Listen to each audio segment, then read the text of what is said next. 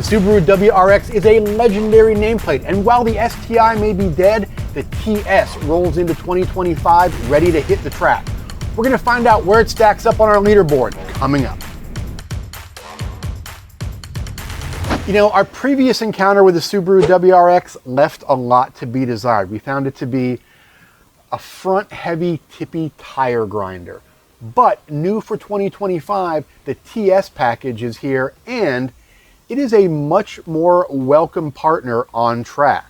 So let's talk a little bit about what the TS is. Now, according to Subaru press materials, the TS stands for Tuned by STI. Of course, the STI model has been dead for a few years now, and this TS model replaces the TR model that was around for 2024. Now, pricing is going to be, as of late November 2024, when this car drops in early 2025, a little over $45,000, actually approaching $46,000, which puts it squarely in the territory of something like the Honda Civic Type R, which is a very, very difficult target to hit if that's the market you're playing in. But in this world of small-ish performance cars, you've got stuff like the Civic Type R, you've got stuff like the Hyundai Elantra N, which comes in like $10,000 below this Subaru. You've got stuff like the Toyota GR Corolla. In this $45,000 price range, you've got some very stiff competition to be bringing a new performance car into. But before we get into a lot more details on this Subaru WRX TS, let's talk a little bit about the sponsor of today's videos, and that is VBox Motorsport. With their Circuit Tools software, that allows us to do these deep dives into the track data of these cars we're testing. And Circuit Tools runs great on a PC or a Mac, and it is what allows us to bring this content to you. We use VBox hardware for all of our track performance testing, and we use Circuit Tools software for all of the analysis of that testing. For more information on VBox products, check out the link in the description down below.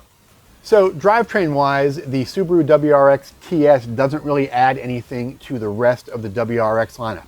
It's equipped with the same 271 horsepower, 2.4-liter boxer engine that's in the rest of the WRX lineup, but it's only available in the TS model with a 6-speed manual transmission. Now, the real star of the show for this TS package is the brake and chassis package, especially this brake package. Up front, a big set of Brembo calipers with 6 pistons, squeeze a set of 13.4-inch rotors.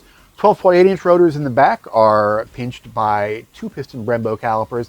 And while those rotor dimensions may not seem large in today's world of 14 and 15-inch rotors, they do a fantastic job at stopping this WRX. We even recorded stopping longitudinal Gs over 1G in some of our testing, and they do a fantastic job of modulation as well. It's a fantastic companion to the chassis of this WRX.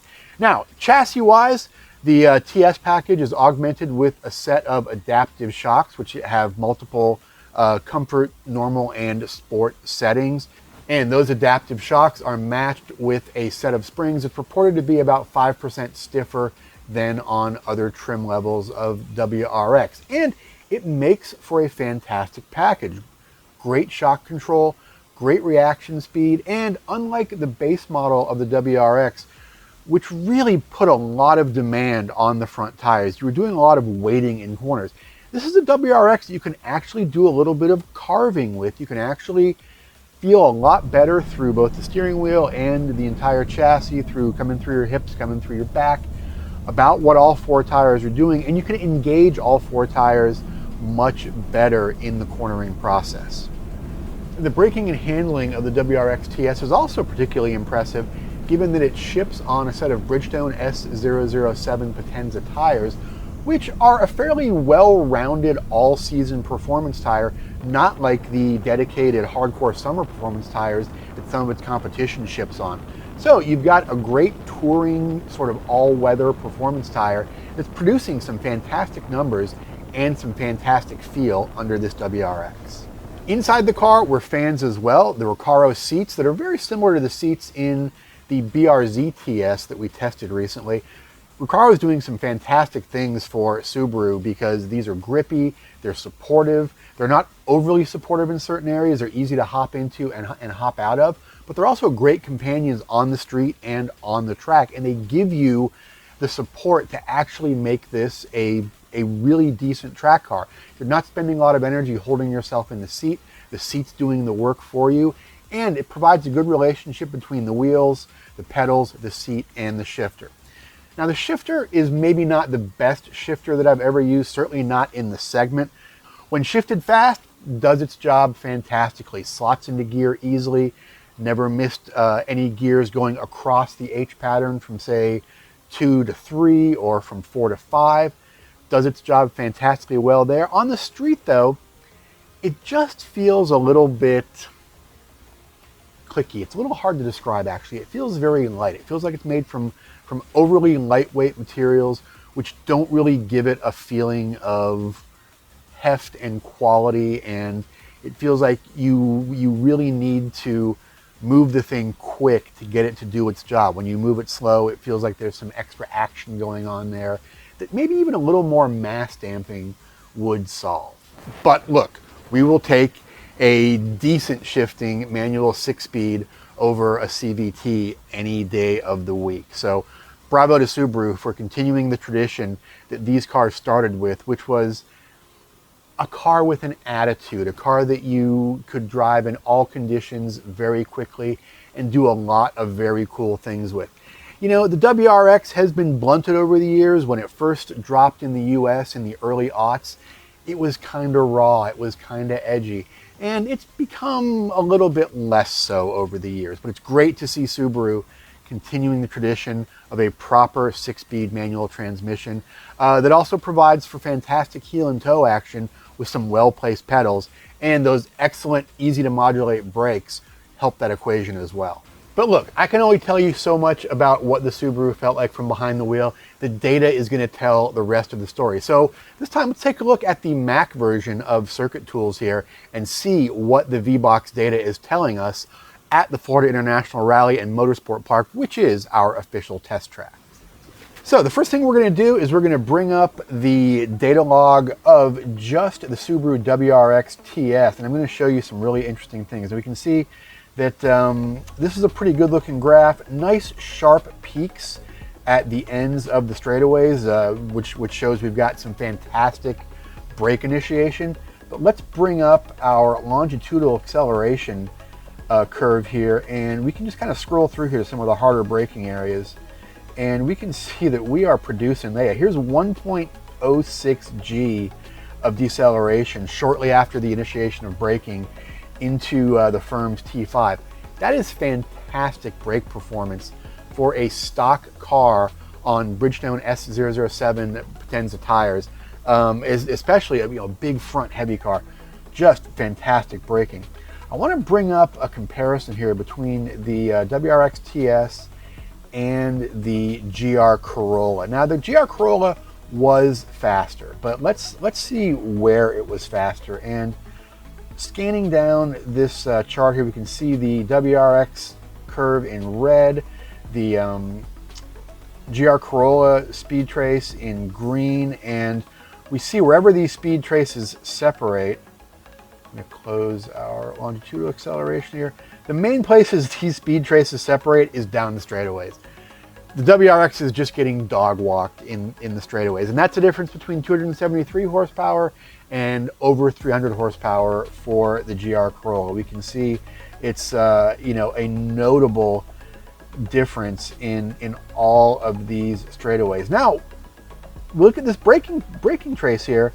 The WRX brakes are actually producing more decelerative force than the GR Corolla brakes here. We had a little bit steeper downturn on this red trace than on the green trace. So that WRX TS is doing a fantastic job under braking, the equal or better of the Corolla.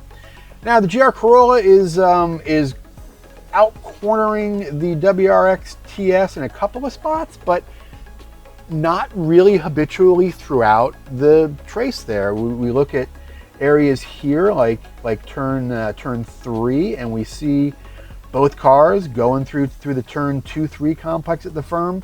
Same speed, same cornering force. We look at turn 5 here. The minimum speeds are both about the same. The WRX is actually turning in a little bit earlier because it got slowed down a little bit earlier.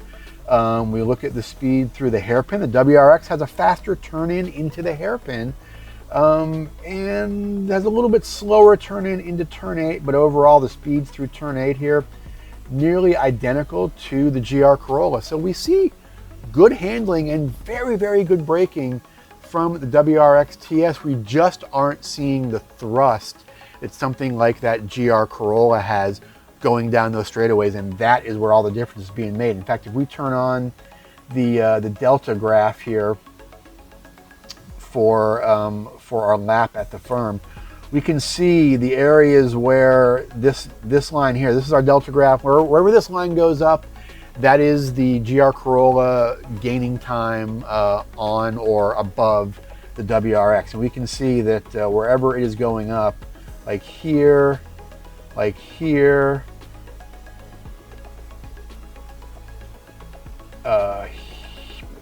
here, in particular, speed through the S's, we can see that most of those time gains are in these acceleration areas. The GR Corolla is really making the most of its additional horsepower.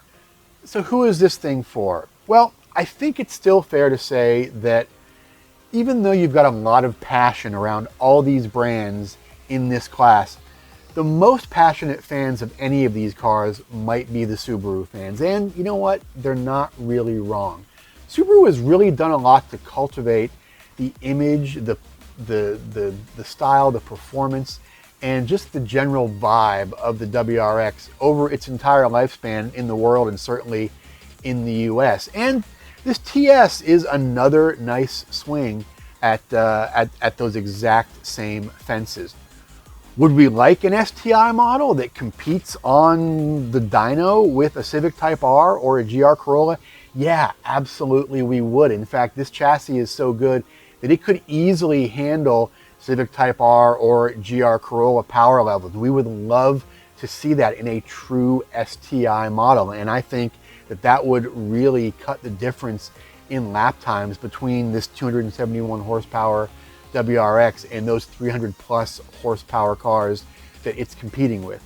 But for now, this is a pretty darn good option, especially if you are a Subaru fan. It's nice that Subaru is still caring enough to give us these performance-minded WRXs. Hey, if you want to see our test on the base WRX from a couple years ago, check down below in the links. Also, do me a favor, hit that like button, hit that subscribe button. You will get first crack at all of the content, all of the track tests, and all of the features that we are posting here on YouTube. And you know what? If you want to look like me, I would say, folks, set your sights higher, but you can have this same shirt, and it's awesome. It's a cool shirt. Go to the Grassroots Motorsports website at grassrootsmotorsports.com. Click on store and you'll be able to check out all of our merch. And also, you'll be able to check out all of the content on our websites. Stories from the print magazine, digital only features, a fantastic car-related message board for chatting with other enthusiasts like yourself. And we appreciate you taking this time to review a fantastic car on track with us. We will see you next time at the track.